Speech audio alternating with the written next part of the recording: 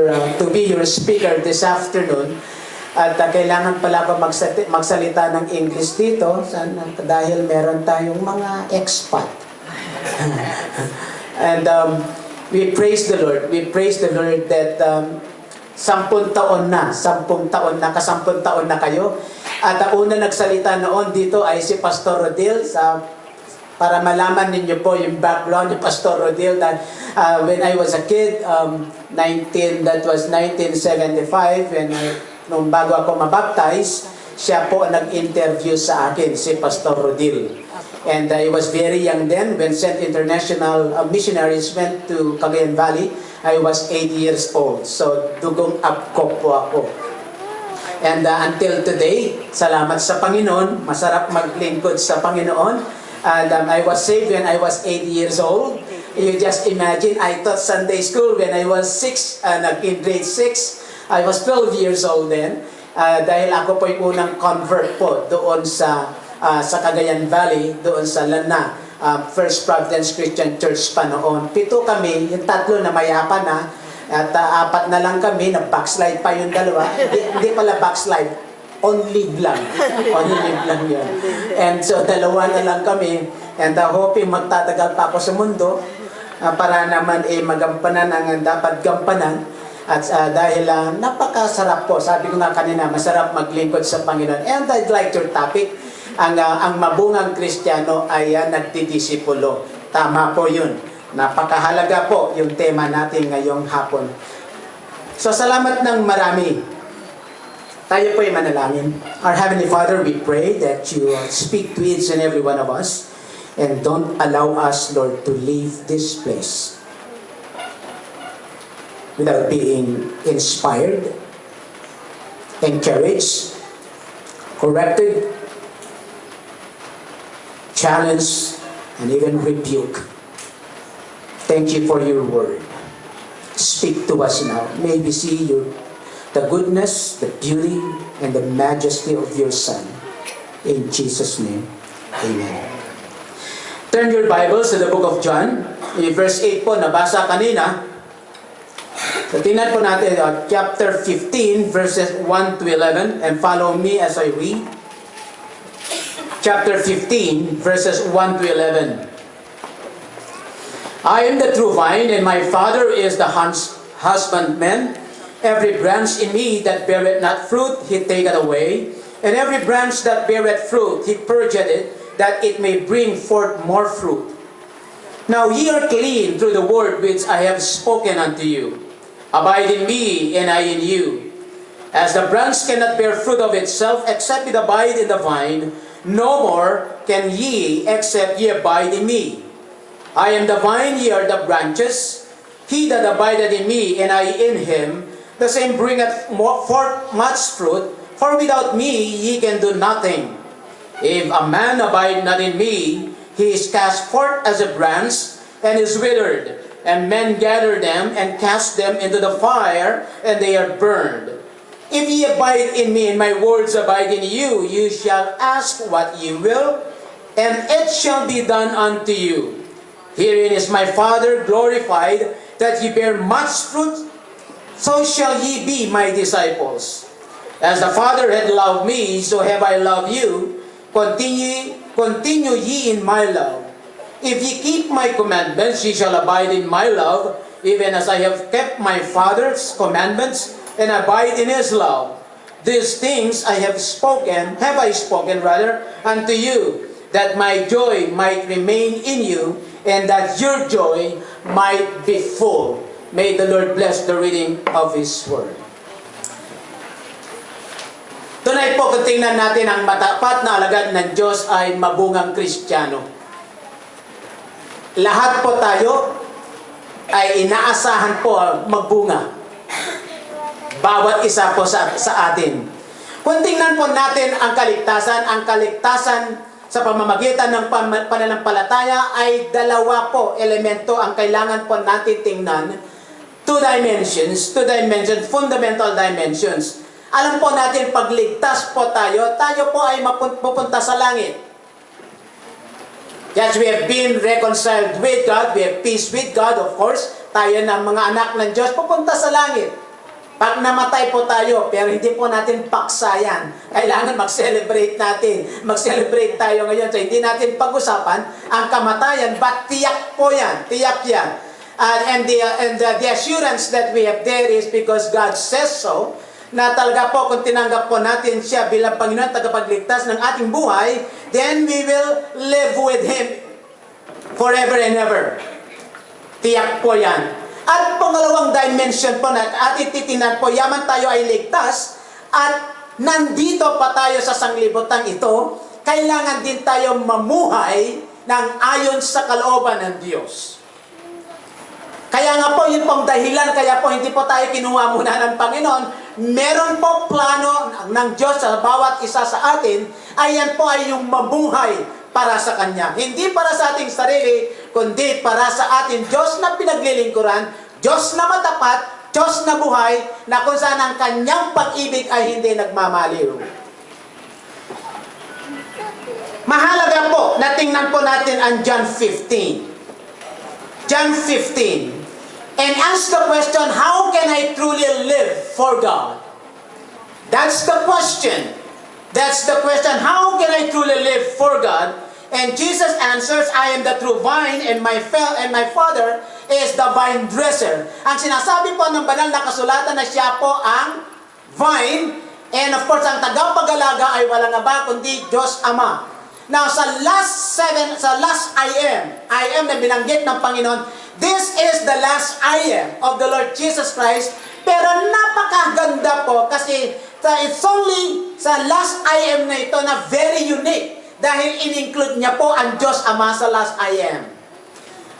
Dito lang po sa John 15, last I am the true vine and my Father is the vine dresser or taga-pag-alaga.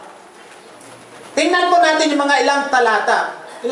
Ilang minuto bago magsalita? 1 oras, 2 oras, 3 oras? Ay, 1 oras lang. Bawasan na lang natin. Sanay po kasi ako mag-lecture ng straight 3 hours. At 3 oras? Oh, meron pa paano yan? Ay, masunod ang pastor daw eh. Kailangan submissive tayo. And nandito naman yung ating main pastor dito. John 15. Oh, in Matthew chapter 3, verse 8. John the Baptist speaks of true repentance as fruit. Yung pagsisisi ay kinoconsider po natin ay bunga. We are talking about fruit. We are talking about fruit. Naalala ko noon, nagsalita ako, kasama ko si Pastor Paul Peñarroyo. Yung mga outreach, mahilig ako mag-outreach. Ang dami pa mga outreaches. Kaya yung topic na ito, sabi ko, naku po, sabi ko, that's my passion as far as reaching out the lost. Yeah? And naalala ko ito din, the same message dito, at kasama din ang Galatians. The fruit of the Spirit. Ang sabi ko, kasi hindi naman ako marunong mag-Tagalog nun. Kung Ilocano, expert ako niyan. Kung Ibanag, expert ako niyan. Pag Itawis, expert ako niyan. Pero sabihin tayong Tagalog na ako, baluktod. Kaya pagpaumanhin, kung meron akong baluktot na Tagalog, shame on me, Filipino. So, ang sabi ko doon, ang prutas ng banal na Espiritu. Sabi ng gano'n ng pastor doon, ano? Tapos bigla sila nagtawanan. Bakit nagtawanan sila? Di ba frutas? Bunga pala yun. Nako, pero may yan ang sinasabi ko, Tagalog. So, repentance is, yung repentance na ito, pagsisisi ay consider the fruit sa Matthew 3:8. Sa Matthew 7:16 to 20, Jesus speaks of evidences of spiritual authenticity as fruit. Then makita natin sa Romans 1:13, winning converts to Christ as fruit. Ito po ay bunga. Okay? Then in Romans 6:22, he refers to growth in holiness. Yung pagbubuhay ng merong kabanalan, ito ay considered na bunga. And in Romans 15:28, he speaks of the monetary offerings given to the needs of others as fruit. Even yung pagbibigay natin sa offering, I'm not talking about tithing or offering, but they are considered as fruit. Galatians 5:22-23, the fruit of the Spirit, bunga ng banal na Espiritu. Then Colossians 1:6, picture spiritual and numerical growth in the church as fruit. Kaya po, maganda po yung pagkasabi ni Pastor, na sabi niya hanggang dyan noon, dapat pangalawa at pangatlo, ganun. Wala, next year, Pastor, kulang na ito. Kailangan magpadagdag na. At yun ang pinakamagandang problema sa lahat. Mas mahirap na problema yung malaki nga yung iglesia, di ba? Ang daming upuan, walang upo. Kung malaki yung iglesia, yung ganito, pagkatapos ang problema din yung upuan, madali lang yun. Ito mag-rent yung upuan, magandang problema yun. So the growth in the church as fruit. Bunga po yan. Colossians 1:10 describe doing good work as fruit. And Hebrews 13:15 calls verbal praise to God as the fruit of the lips. So you can see here, as far as the scripture is concerned, whether you're talking about numerical growth, whether you're talking about attitude, whether you're talking about behavior, whether you're talking about godly living, there you are. It's considered as the fruit. And only believers, mga anak lang Diyos po yan, ay kailangan magbunga, kailangan mamunga. Then take note dito sa chapter 15 na binasa natin, merong progression po doon. May progression na nakalagay dyan, walang bunga, tapos namunga, dumaming bunga at namumunga. Yan po ang progression po sa John chapter 15, verses 1 to 11. 3 puntos po. So kung 1 oras yan, bahala na kayo. Pero kung 3 oras sa 3 puntos, 1 oras. Marami akong punto dito. Mag-illustrate ako, aabot ng 1 oras yan. Una, kailangan natin kilalanin. We need to recognize that God is the vine dresser. Mahalaga po yan. Sa ating paglilingkod sa Panginoon, mahalaga na kailangan kilalanin natin na ang Diyos ang siyang tagapag-alaga. Dahil marami na po ang mayayabang na pastor ngayon. Marami na po mga mayayabang na manggagawa ngayon. Na kung saan ay iglesia ko yan, ako nagtanim dyan, ako ang... Ayan, puro ako. Pero makikita natin sa banal na kasulatan, I am the true vine, ang sabi ng banal na kasulatan, and my Father is the vine dresser. In other words, you need to recognize that God ay siya ang tagapag-alaga. Marami pa makikita natin as far as the spiritual world is concerned, referring to God the Father. God is the vine dresser, God is the gardener, God is the husbandman, God is the farmer, and God owns, He operates the land. So you can see here na siya talaga ang bida pagdating sa growth as far as ministry is concerned. Recognize that. Kailangan natin be cognizant that it is God.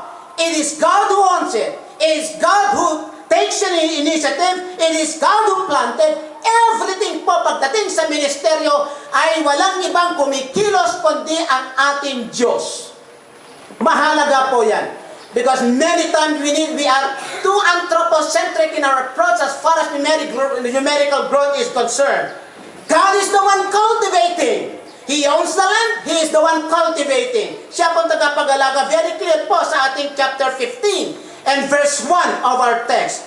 So you see here, Jesus Christ, ang nakikita ko dito habang I'm reflecting on this particular passage that the goal of God is for us to produce fruit. That is the goal of God for every single individual. It is God's goal for you to bear fruit. Sayang naman na halimbawa naglilingkod ka tapos walang bunga. No? At mamaya titingnan natin yan. That's the goal. God's plan and purpose for your life is to make it fruitful. Yun pong plano niya. Na ikaw ay magbunga. Hindi lang magbunga ng 1, 2, 3, kundi hitik na bunga. Mahalaga po yan. Kailangan na, kasi minsan parang kontento na tayo sa isa. Meron kang na-share ni salita ng Panginoon kayo, bumapalakpak ka na kung meron isa. But imagine ang gusto ng Panginoon na hitik na bunga. Hindi lang isa, hindi lang 2, hindi lang 3, hindi lang 4. Kundi marami. Yan po ang plano ng Panginoon for us to bear fruit. Colossians 1:10 says that bearing fruit pleases God. Si Colossians 1:10. Kung tayo'y namumunga, yan po ay kaaya-aya, nagbibigay ng papuri sa ating Panginoon. Kung tayo'y namumunga, Colossians 1:10. In Matthew 29:19, Jesus gave His most severe word of judgment to an unfruitful fig tree. Alam po, nangyari dun sa fig tree na kung saan na-curse niya. Dahil hindi po namunga ang unfruitful fig tree. Matthew 21:43 makes it clear that cursing the fig tree was a declaration. Anong declaration yon? that Israel lost their privileges and position as God's chosen people. Makikita po natin, bakit sinabi doon? Ang sinasabi doon, I am the true vine. Bakit merong qualification na salitang true? I am the true vine. Because in the Old Testament, makikita po natin ang vine ay walang iba kundi ang Israel. But Israel failed. They failed. They did not bear fruit. Kaya ang sinasabi naman, I am the true vine. I'll discuss that later on. Mabilis ba ako magsalita? Ay, okay naman yan. Kasi yung mga estudyante ko, kuminsan, daldal ako ng daldal, lakad ako ng lakad. Sir, wala kaming kwan. Nate-take down mo. Sabi ko, makinig na lang kayo. I am the true vine. God has just one priority for your life. And that priority is spiritual fruit. Bear fruit. Bear fruit. Kaya tingnan po natin. Mahalaga po yan. Mahalaga na makita natin kung ano sinasabi ng banal na kasulatan patungkol sa pamumunga. God is not up to 3, 70, 100. Ultimately, God's purpose is not to make me a better preacher or pastor. Hindi po yun. O kaya sabihin natin ang layunin ng Panginoon for us to be a better mom, or a better dad, or a better secretary, or a better president, or a better singer. That is not the purpose of God. His purpose is not to transform you into the world's best secretary, president, engineer, architect, singer, mom, or dad. He is not working to give you position, prosperity, and possession. But His goal for you is to bear fruit. To bear fruit. God is bending His purpose and will to one purpose. And that is to shape us, to shape you and me in the image of His Son. Diba? Hindi naman pagdating ng Panginoon, ano ka, magaling ka ba na engineer? Ikaw ba ay magaling ng kwan? Kundi, pagdating ng Panginoon, makikita natin, tayo ba ay naging kawangis ng ating Panginoon? That has been the drama of redemption. If you look at it, that we must be conformed into the likeness of His Son. At hindi po sinasabi doon na best architect ka, best engineer ka, best teacher ka, best president ka, best pastor ka, best messenger ka. But, did you conform? Are we really conforming into the likeness of Christ? And conforming into the likeness of Christ po ay masyado pong komprehensibo po yun. Nandun po lahat. Nandun po lahat. Pamumunga, hindi lang sa pag-uugali, kahit po sa paghayo, nandun po lahat yung salita na iyon. You see, recognize. You need to recognize that God is the vine dresser. Siya po tagapag-alaga. Dapat may kintal, may tanim sa ating isipan para matanggal po yung kayabangan sa paglilingkod at lalo tayo nagiging humble sa harap ng Diyos dahil kung hindi sa kanyang pamamagitan ay wala po tayong magagawa. Amen. God is an expert in producing fruit from our lives. Kasi sabi niya, God is the gardener. So makikita natin po na nothing happens. Wala pong mangyayari sa ating buhay kung wala ang Diyos nang siyang kumikilos sa atin. What happens to you is not by accident. Titingnan po natin. If He is the vine dresser, siya po yung tagapag-alaga, ibig sabihin po, siya po ang nagplant sa Tagalog. Siya po yung nagtanim. Siya po yung nagtanim. Ano pong ibig sabihin yan? Malaki pong kahulugan po yan, siya po ang nagtanim. Ibig sabihin yan, kung ikaw ay tinawag sa paglilingkod, sa anuman profession ka, at nilagay ka sa isang lugar, bloom where you're planted. Kung ikaw ay CPA, kung ikaw ay architect, ikaw ay engineer, nilagay ka doon, kahit anong circumstansya sa buhay, kay in pain, in sorrow, rejoicing, praising, thanking. You are there. The Lord has planted you there. Dahil meron pala yun ng Panginoon. Kaya tayo ng mga nanay, mga tatay, kuminsan, ayaw natin ibigay sa atin yung anak natin. Ayaw natin ibigay yung anak natin sa paglilingkod. Ano ko magkukuham din sa pagpapastor? Yan, papastor lang naman nakatipende lang yan sa offering. So, ibig sabihin, mas maganda anak na doon ka pagkatapos, ikaw na lang magbibigay. No. If the Lord is calling you, if the Lord is calling your children, halimbawa kay tatapong ka sa sarangani, ano, mamimili ka? Huwag ka na lang magpasto. O sabi mo, huwag mo sabihin na, I surrender all. Pagkatapos ng I surrender all, wala. Kahit na pagbibigay, di ba sa title mo minsan, hinahawakan mo pa, binibilang mo muna. Kasi akala ko I surrender all, ba't yung kinasurrender your pocket? Much more in the ministry. Paano ito? Kung ilalagay ka sa Sarangani, we went to Sarangani. Nung summer, masarap kaya maglingkod. Pumunta kami, dalawa kami ng misis ko, kasama yung anak ko. Doon kami sa Sarangani. Doon sa liblib nila lugar. Naku nanay, meron kami dala doon na sasakyan. Naku po, parang roller coaster. Parang roller coaster trip. Pag nahulog ko doon, pasalamat ka kung nasa ka na. Nandun ka pa, buhay ka, o direkto ka sa langit. But when we went there sa Sarangani, wow! Nakita ko doon talaga ang sipag ng mga manggagawa. 1 night and 2 days naglalakad sa bundok, kabundukan, para marinig lang ako na magmensahe doon. We went there, tapos, ito nga yung asa, sumakay kami ng motor. Hindi man ako marunong magmotor. So, siyempre, meron ka doon. Sarap talaga yung kan. Mga 40-50 degrees yun. Ganyan, ang sarap kaya nun, masaya yun. O, diba, adventure. Pag ganun namin, no, pagbaba namin ng ganyan, pag-ahon namin sa isang bundok ng ganyan, wala, sumimplang kami.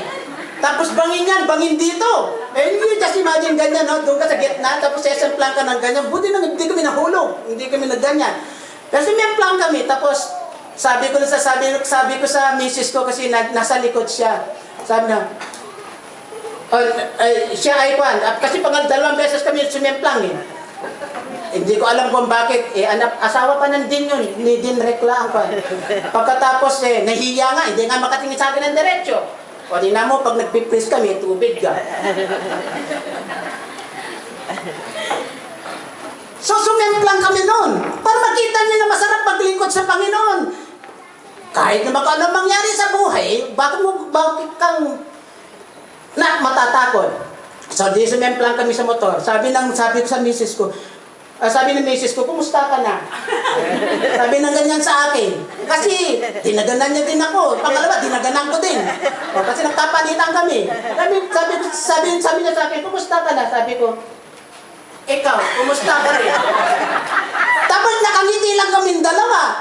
Tapos yung pangalawa, nasugatan na kami. Tapos nasira yung motor. Sabi ko, maglakad na lang tayo. Natakot din kaya ako din. Sabi ko, maglakad na lang kaya tayo. Wala, pagbalik, ganun pa rin. Pero ang point na yung sarap ng paglilingkod dyan kahit saan ka lugar na ilalagay ng Panginoon. Kay Sarangani. So naka 1 week kami. Saan ka makakita ka maligo ka ng isang baso? Sino sa inyo nakaligo ng isang baso?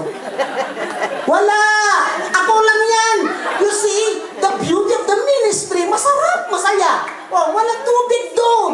Pero tingnan mo naman. Tapos kagagawa lang yung bahay yung tinitirahan namin doon. Tapos siguro pag malakas ang bagyo, hulog kami doon yung mga 1,500 feet, siguro, ganyan kami lang. Kasi nasa bangin yung bahay namin, tinitirahan na. Tapos nandun kami, 13 kami doon, gumagano na yung bahay. Nakakatakot talaga.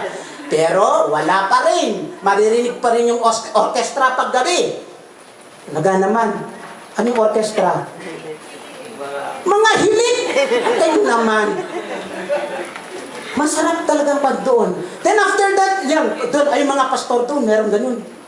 Mga panyon, ang tawag ito, yung sniper yun. Kaya wag niyo gagalitin mga pastor doon. Then we went there, dala kami na magbigas doon. Meron mo 25 kaban na bigas, 3 araw lang yun. Ubus. Tapos sardinas. Naku. But the beauty there is, sabi ko nga ng ganun, ano kaya kung dito ako kukunin ng Panginoon? Sa akin masarap yun. Kasi ang panalangin ko, kukunin ako, Panginoon, iyan nagpipreach ako. O nandun ako sa liblib na lugar na nangangaral ng salita ng Panginoon. And mind you, meron dito pong yan. Meron nag-aaral po, yan nasa PBS na mag-aaral. And next year, meron basic Bible course doon. Bunga po yan.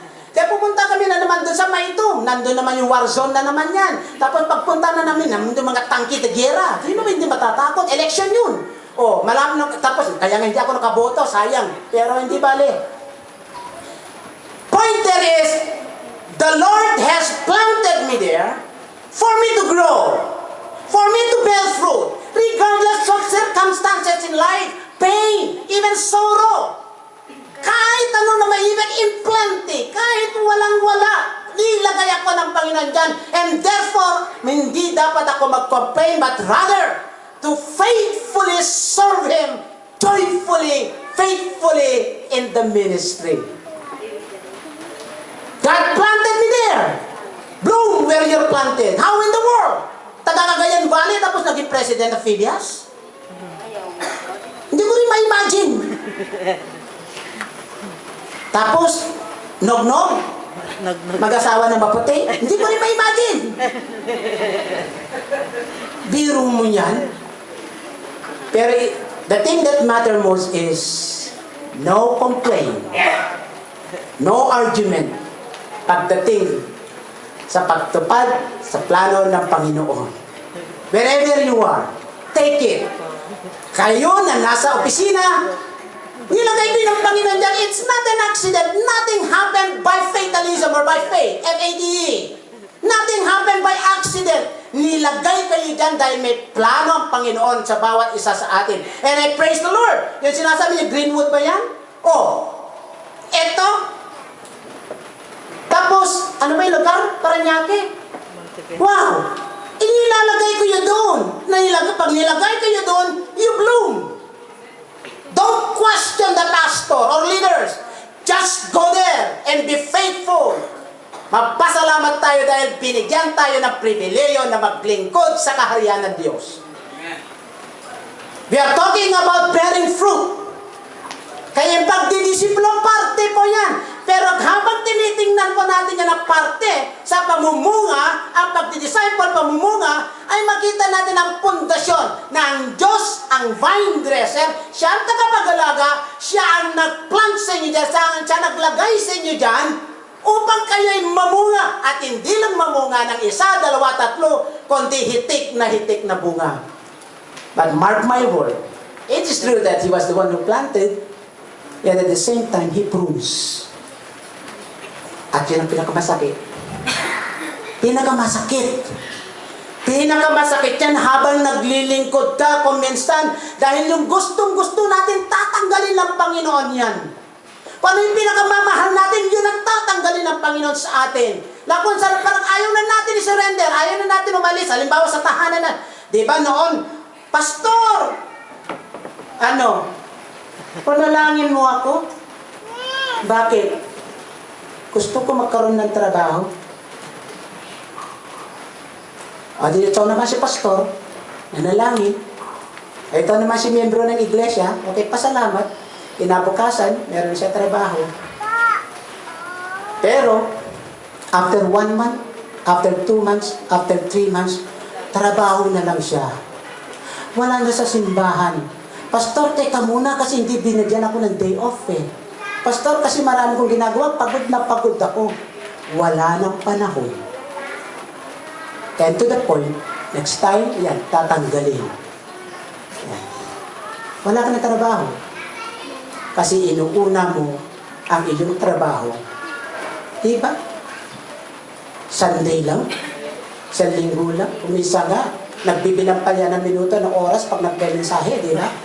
30 minutes lang dapat mag-mensahe yung pastor niyan. Nandito pa, pamag-aralan pa kami. Hindi man ako nagagalit. Nagsasabi lang ng katotohanan. Kasi nangyayari yun.